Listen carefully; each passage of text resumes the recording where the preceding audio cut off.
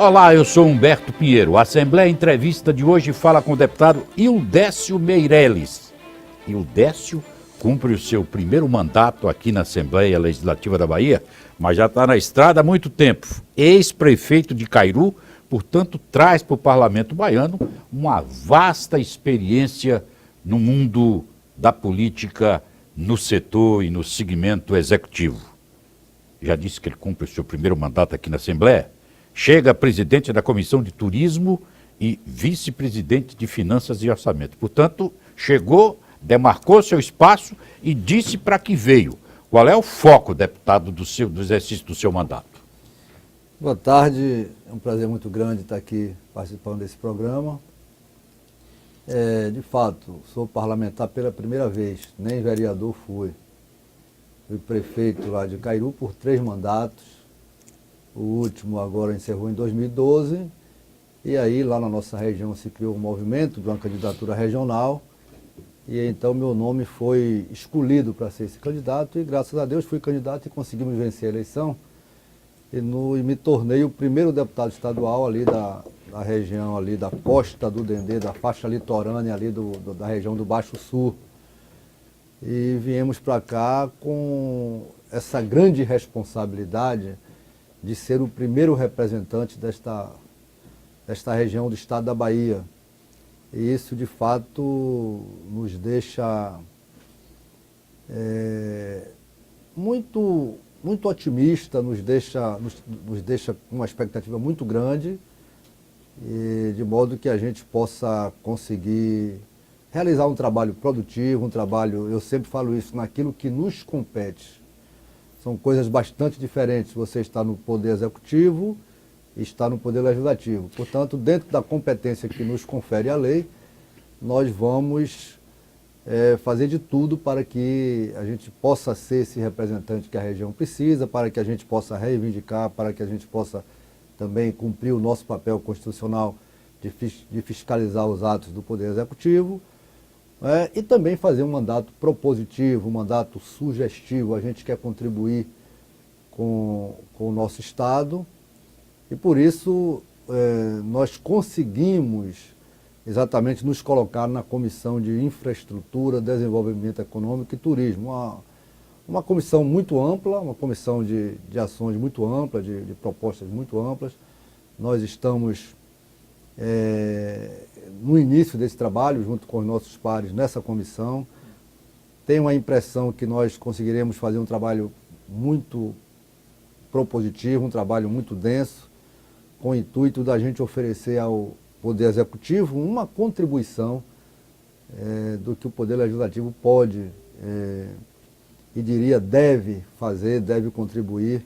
Porque o papel do deputado no Brasil, ele não se restringe somente ao que determina a Constituição, de legislar, de fiscalizar. Ele termina se ampliando na medida que ele quer participar também, que ele quer sugerir, que ele quer levar algum benefício para aquelas regiões que ele representa. Portanto, agora, o senhor tem... Sim, desculpe eu ter interrompido. Não, pois não. O senhor ia colocar com relação ao foco. Pois é, o nosso foco do nosso mandato é principalmente a nossa região do Baixo Sul, uma região esquecida ao longo do tempo, e nós entendemos que esse esquecimento tenha decorrido exatamente por essa falta de representatividade. Por isso, nós temos esse foco principal do nosso mandato. Não quer dizer que a gente não vai olhar para o restante da Bahia, ao contrário, nós temos que olhar sim, porque nós somos deputados do estado da Bahia. Agora, o senhor está no PMDB,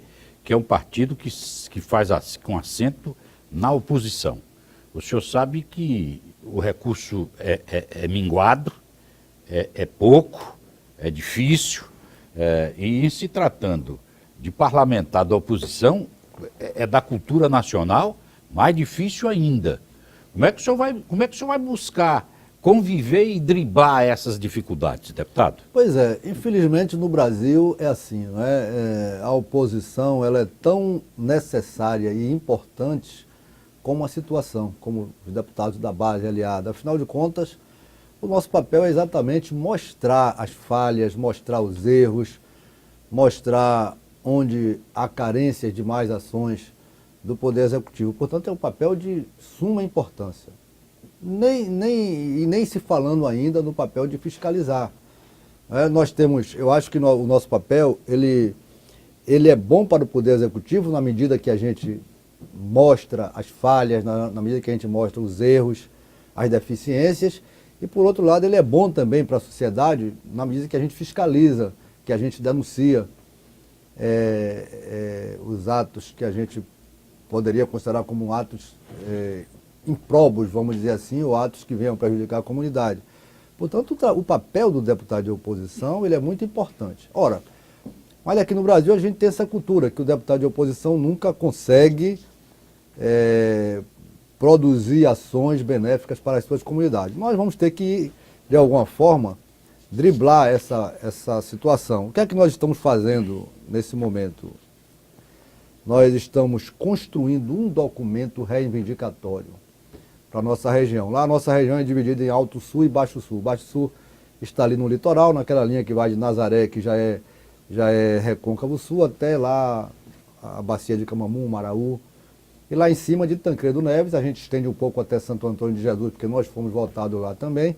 E vamos até Gandu, Ibirapitanga, por ali. Então nós vamos fazer 2 encontros com lideranças, com representantes da sociedade civil, com pequenos empresários, com trabalhadores, com representantes dos agricultores. E nós queremos, nesses encontros, levantar as necessidades daquela região. Depois nós vamos compilar esse levantamento, dando prioridade, retirada desse debate amplo que a gente quer fazer com toda a sociedade. Vamos incluir aí as promessas que o governador eleito Rui Costa fez durante a sua campanha para a nossa região, para daí então a gente oferecer ao governo do Estado este documento como sugestão, demonstrando as nossas carências, e a partir daí nós vamos cobrar. Ou seja, é como se a gente compilasse todas as indicações que a gente quer fazer, para a gente ficar aqui toda semana dando entrada de 2, 3 indicações. Nós faremos um documento amplo, aí esse aqui é o nosso ABC, esse aqui é a nossa cartilha. E daqui para frente nós vamos cobrar. O senhor foi ex-prefeito de Cairu. Cairu está numa região que tem uma vocação natural para a questão do turismo. O senhor já disse assim, olha, meu foco vai ser a representação dessa região toda.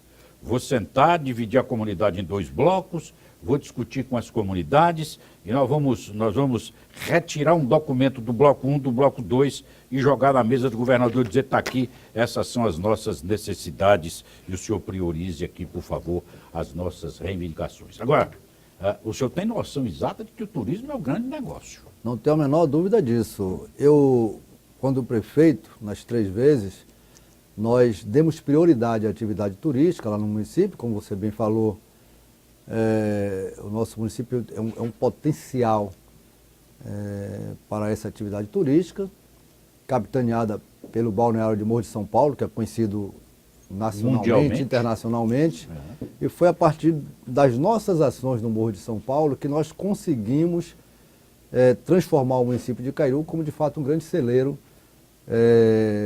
dessa atividade turística.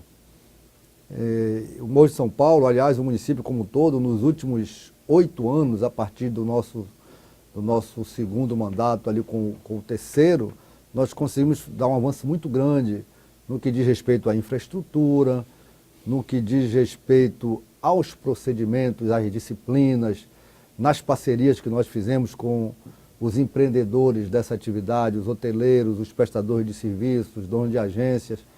Nós conseguimos, de fato, organizar o nosso município para que ele fosse capaz de receber o turista melhor, para que ele fosse capaz de distribuir essa riqueza por todo o município.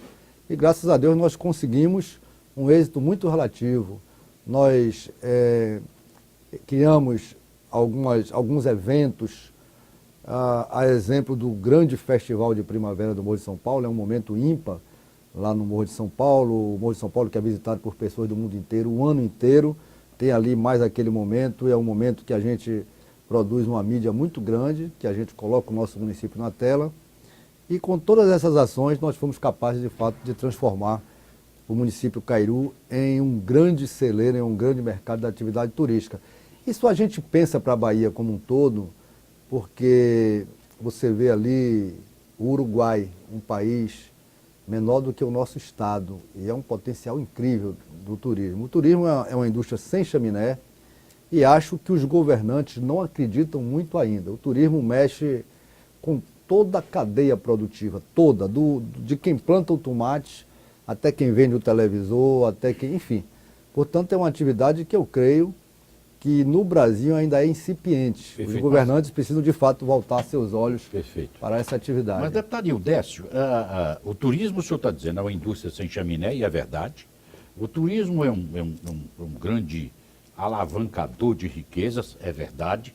Agora, para que o turismo efetivamente atinja e seja essa usina produtora de riqueza, é preciso que, por exemplo, a educação vá bem e a saúde também. Como é que está a educação e a saúde em Cairus? Pois deputado? é uma verdade, né? Qualquer setor das nossas atividades é fundamental a educação e saúde. Sem educação e saúde, a nossa sociedade não evolui. E eu dou aqui um exemplo muito prático, a educação. Até para você receber o turista, né? O turista, vamos dizer assim, é o seu cliente. Até para você se apresentar ao turista, é bom que se tenha uma educação de qualidade, é bom. E a educação, ela também é imperial para a convivência da própria comunidade. Lá em Cairu, até o final do meu mandato, nós cuidamos muito bem da educação. Nós tivemos alunos que eram aprovados em dezenas de escolas superiores. Nós oferecemos uma infraestrutura para a educação invejável. Conseguimos construir alguns colégios que lá foram chamados de colégios modelos pela sua estrutura. Não é? Da mesma forma na área de saúde. Quem visita, por exemplo, a Gamboa do Morro é uma comunidade ali vizinha, Morro de São Paulo. Quem visita Boipeba pode comprovar os modelos de equipamentos na área de saúde e na área de educação que nós conseguimos construir com recursos próprios do município. Portanto, nós tínhamos o turismo como nosso carro-chefe, mas por isso mesmo a gente não poderíamos esquecer das ações fundamentais, das ações que são o sustentáculo de qualquer sociedade, as ações que são o sustentáculo de qualquer lugar que a gente queira desenvolver, que tem que ser educação e saúde. A questão do respeito aos princípios de preservação ambiental. As chamadas licenças ambientais têm sido um instrumento de retardamento da implantação de projetos? Não tenha dúvida. A legislação baiana, ali a partir de 1991, aproximadamente, foram criadas as áreas de proteção ambiental em todo o estado da Bahia. E essas APAs, essas áreas de proteção ambiental, ela veio guinada por uma legislação específica, muito interessante para aquele momento. Né?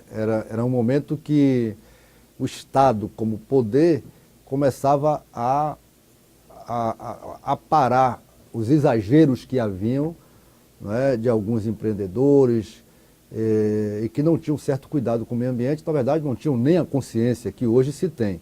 Já se passaram aí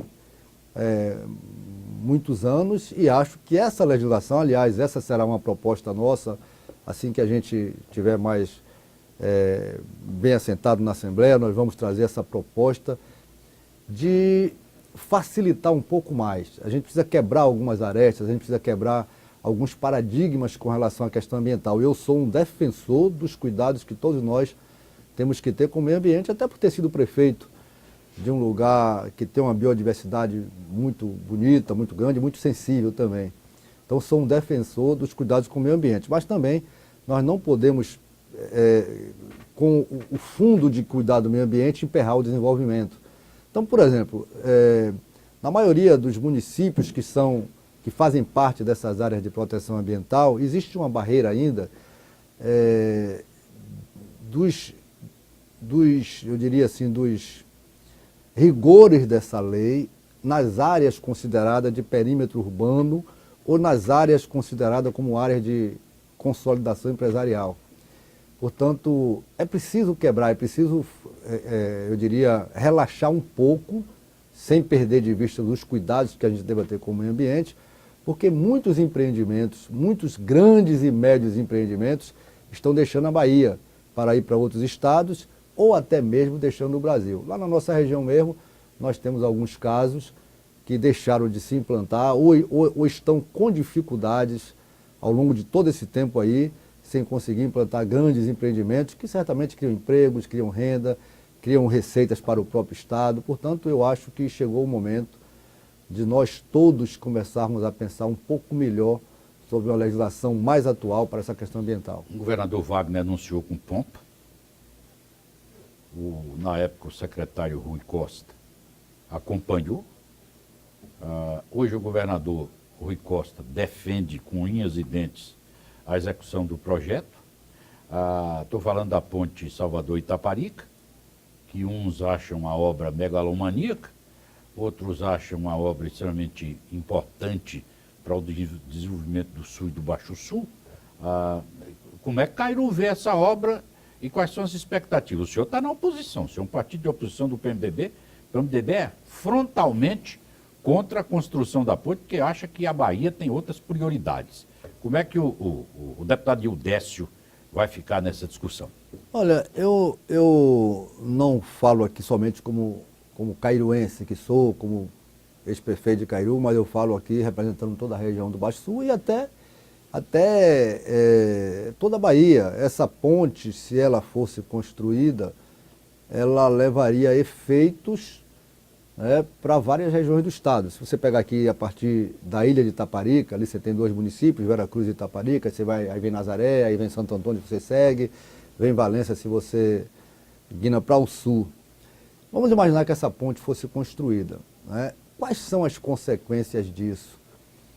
Hoje, por exemplo, que não existe ponte, as cidades de Nazaré a Camamu são cortadas no seu meio, na sua metade, pela BA-001. Isso sem ponte tem trazido um transtorno muito grande para todas essas cidades.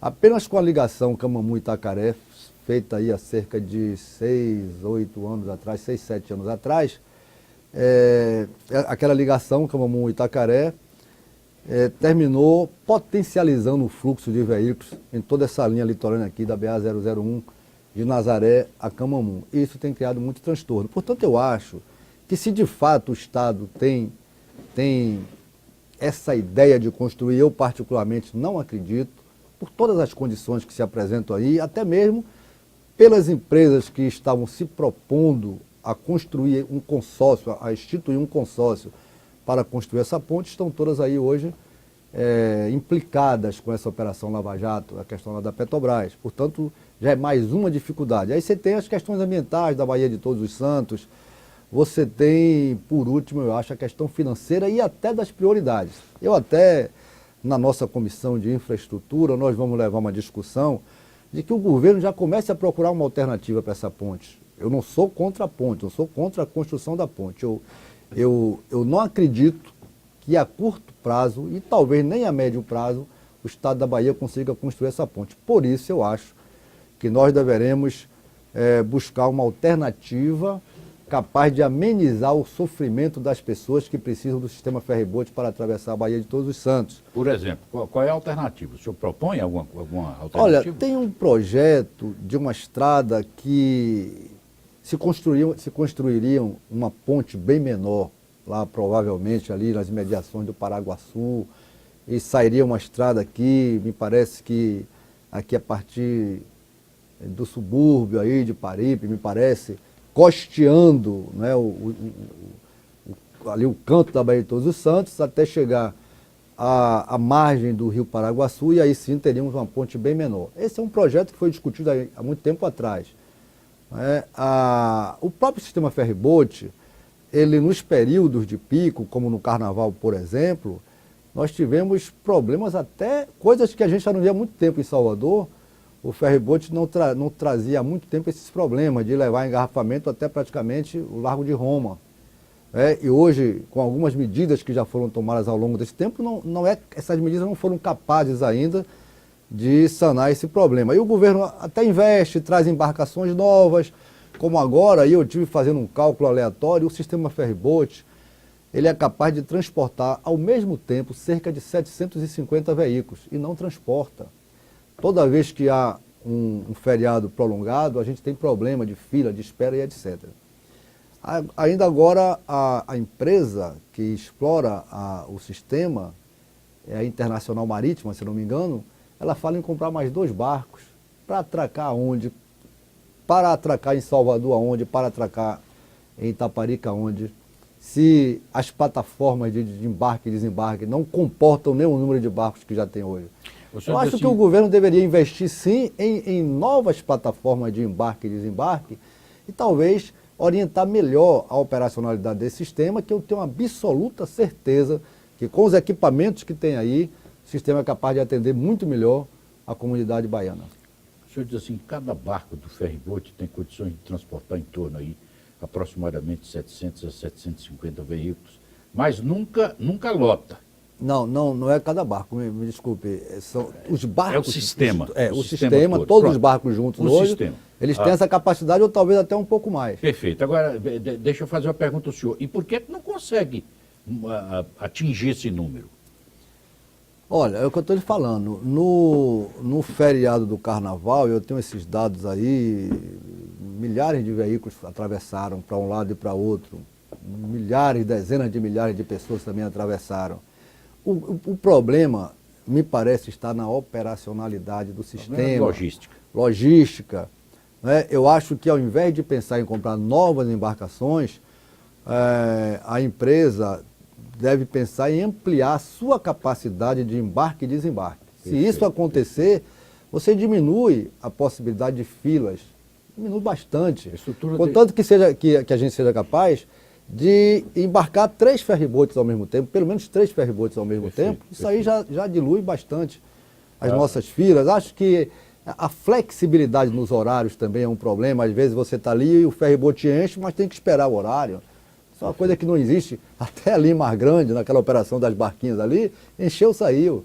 Então, essa flexibilidade também é de muita importância e isso afeta a nossa região lá do Baixo Sul, a partir de Valença, a partir de Nazaré. O ferry-boat não funcionando bem nos afeta lá, sobretudo nos momentos de pico turístico. A BA-001 Valença é a principal via para a nossa região lá de Cairu, de Camamu, que são que formam aquela costa litorânea ali do Baixo Sul. Perfeito. Deputado, o senhor chegou aqui com quantos votos, deputado? Nós obtivemos 48.180 votos, mais ou menos por aí. 48.180 votos. Votado em quantos municípios, mais ou menos? 225. Agora 41 mil votos aproximadamente na nossa região. Fora da nossa região nós obtivemos apenas 7 mil votos. Tivemos alguns percalços de campanha e a nossa perspectiva era ainda maior, mais do que 50 mil votos. Mas o que eu achei muito importante, nós fizemos de propósito, foi praticar quase que uma eleição distrital. O sistema eleitoral no modo distrital me parece que é uma coisa que não vai demorar a acontecer. A própria sociedade exige uma mudança muito profunda no sistema eleitoral brasileiro e a gente imagina que o nosso sistema eleitoral deverá evoluir para um sistema distrital ou distrital misto. Perfeito. Portanto, eu já comecei a praticar para ir treinando, para quando o novo sistema chegar a gente já está praticando. E é preciso que venha. É preciso reformar. Agora, o procurador Rodrigo Janot entrega daqui a pouquinho a lista produzida pelas investigações da Lava Jato, fruto da delação premiada, em torno de 40 a 45 parlamentares, entre deputados federais, tem até governador, enfim, e outras autoridades tantas. O seu PMDB, segundo o que noticia a imprensa, é um dos partidos alvo, PP, PMDB e PT. O senhor é do PMDB. É difícil defender a sigla convivendo com uma situação dessa, deputado? Olha, não tenha dúvida que é difícil, né?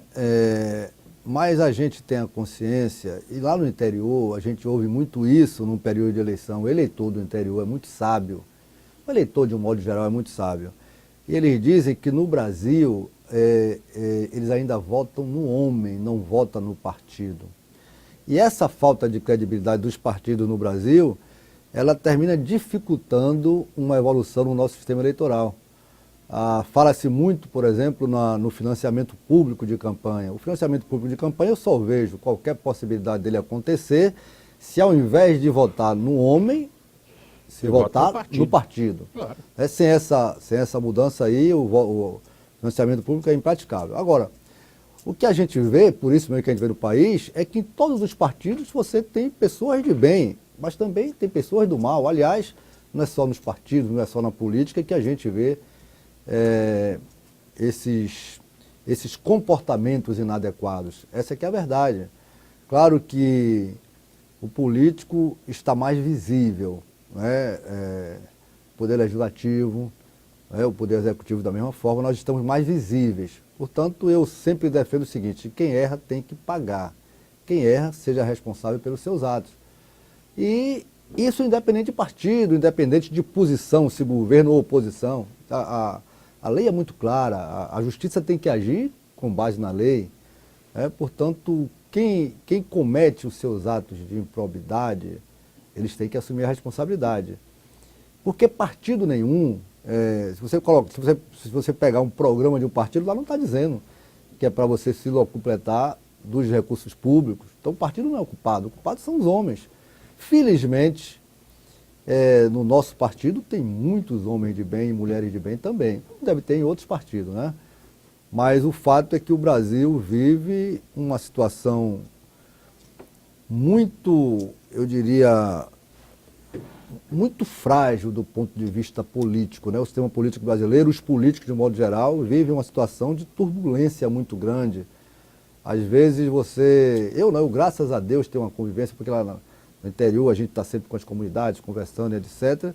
Mas tem momentos que às vezes você se esconde, você não quer ser visto, porque a população muitas vezes não diferencia uma coisa da outra.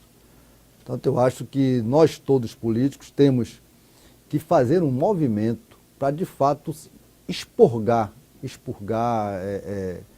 extrair da atividade política pessoas, homens que não têm um comportamento adequado, homens que não, eu diria, não têm o interesse de servir ao público na concepção da palavra. Nós somos servidores públicos, nós somos empregados do público. Portanto, esse é um princípio que eu acho que o político, antes de entrar nessa carreira, ele tem que entender bem isso. Está previsto, e uma convocação maciça pelas redes sociais, uma manifestação do povo brasileiro pelas cidades do país afora, no dia 15 de março. Portanto, cai num domingo. Se não me engano. 15 de março. Onde é que essas manifestações vão encontrar o deputado Ildécio? Olha, geralmente, os finais de semana, nós estamos na nossa base, viajando, fazendo um contato. Provavelmente lá na nossa região haverá esse movimento. É um movimento que a gente espera seja um movimento pacífico, democrático, é um direito legítimo, né, do cidadão, da cidadã em se manifestar. Neste momento há de fato, isso é notório, a maioria da população demonstra uma insatisfação muito grande com o governo da União por tudo que vem acontecendo, não só pelo problema da corrupção na Petrobras, mas mesmo também pelo caminho que o governo está tomando, muitas vezes de agir de forma contrária ao que foi pregado na campanha. Isso é outro grande problema do nosso sistema político. Eu acho que as promessas de campanha, elas têm que ser verdadeiras. Você não pode na campanha prometer uma coisa e quando assume o mandato, fazer outra. Esse é um desgaste muito grande que a presidente da República vem sofrendo nesses 2 meses, né, de mandato. Portanto, é uma situação, eu diria, até tenebrosa, porque um mandato de 2 meses já chega a um desgaste desse tamanho, da população estar se mobilizando para fazer movimento, muitos até falando em impeachment, ninguém sabe onde isso pode dar. O fato é que é uma manifestação legítima. Nós esperamos que essa manifestação não crie nenhum acirramento, como até alguns líderes políticos nacionais estão pregando. Acho que não é um bom exemplo um líder político pregar a desavença, ao contrário, nós temos que pregar sempre a união e deixar que as pessoas se manifestem. O deputado Ildécio estará, se não aqui em Salvador, participando de forma pacífica dessa movimentação, lá na nossa base, em Valença, ou em Itaperoá, ou em Caiú, em alguma cidade daquela do Baixo Sul. Ali naquela Câmara, deputado, o que a população da Bahia, sobretudo o pessoal do Baixo Sul, pode esperar do desempenho do seu mandato, deputado? Olha, em primeiro lugar, eu tenho dito que nós temos a nossa competência, nós temos os nossos limites de competência, são os atos do Poder Legislativo. Muitas vezes as pessoas pensam que o sujeito se elegeu deputado, ele vai resolver tudo. Às vezes a pessoa pensa que o sujeito se elegeu prefeito ou governador, estala o dedo e tudo acontece. E a vida não é assim, a vida é como ela é. O que eu ofereço aquelas pessoas que votaram comigo, aquelas pessoas que acreditaram no meu mandato, é que nós não vamos medir esforços para trabalhar, nós não vamos medir esforços para cumprir o nosso papel de parlamentar, para levar ao governo da Bahia os nossos reclamos, as nossas reivindicações, as nossas críticas, sobretudo as críticas construtivas, mas também para a gente propor, para a gente sugerir, para a gente mostrar ao governo quais são os melhores caminhos a seguir, se assim for. Não estou dizendo que aqui ninguém é um dono da verdade, o que nós queremos apenas é contribuir, e nós temos essa disposição de contribuir mesmo na oposição. Vamos fazer uma oposição responsável, uma oposição criteriosa, mas também vamos contribuir com o nosso papel de parlamentar para que a gente consiga desenvolver a nossa grande Bahia. Deputado, foi um prazer dividir essa bancada com o senhor. É a primeira vez. Nós vamos, ao longo desses 4 anos, se Deus quiser, estarmos aqui juntos novamente, discutindo assuntos e temas importantes para o desenvolvimento desse Estado e, sobretudo, atendimento às expectativas da população que o senhor representa. Um abraço para o senhor, muito obrigado. Um abraço, eu que agradeço a vocês, essa gentileza de me trazer aqui ao seu programa, e nós estamos à sua disposição, com fé em Deus, para de outras vezes trazer grandes novidades para a nossa Bahia e o nosso Baixo Sul. Muito obrigado, um grande abraço. Sucesso para o senhor. Nós ficamos por aqui, muito obrigado por sua atenção. Canal Assembleia, a TV da Casa do Povo.